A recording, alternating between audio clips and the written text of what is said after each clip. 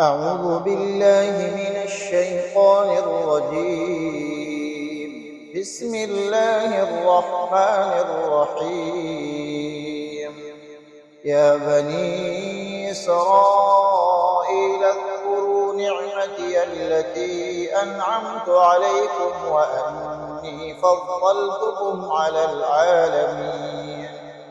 واتقوا يوما لا تجزي نفس عن نفس شيئا ولا يقبل منها شفاعة ولا يؤخذ منها عدل ولا هم ينصرون.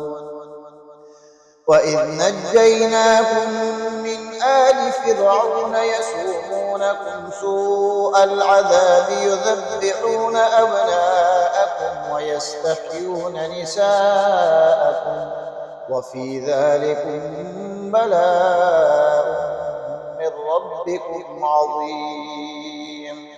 وإذ فرقنا بكم البحر فأنجيناكم وأغرقنا آل فرعون وأنتم تنظرون. وإذ واعدنا موسى 40 ليلة ثم اتخذتم العجل من بعده وأنتم ظالمون ثم عفونا عنكم من بعد ذلك لعلكم تشكرون. وإذ آتينا موسى الكتاب والفرقان لعلكم تهتدون. وإذ قال موسى لقومه يا قوم إنكم ظلمتم أنفسكم باتخاذكم العجل فتوبوا إلى بارئكم فاقتلوا أنفسكم ذلكم خير لكم عند بارئكم فتاب عليكم إنه هو التواب الرحيم.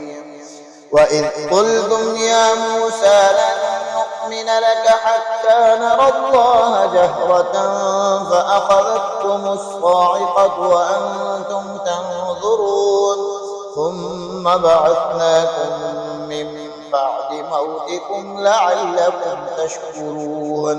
وظللنا عليكم الغمام وأنزلنا عليكم المن والسلوى كلوا من طيبات ما رزقناكم وما ظلمونا ولكن كانوا أنفسهم يظلمون. وإذ قلنا ادخلوا هذه القرية فكلوا منها حيث شئتم رغدا وادخلوا الباب سجدا وقولوا حطة نغفر لكم خطاياكم وسنزيد المحسنين.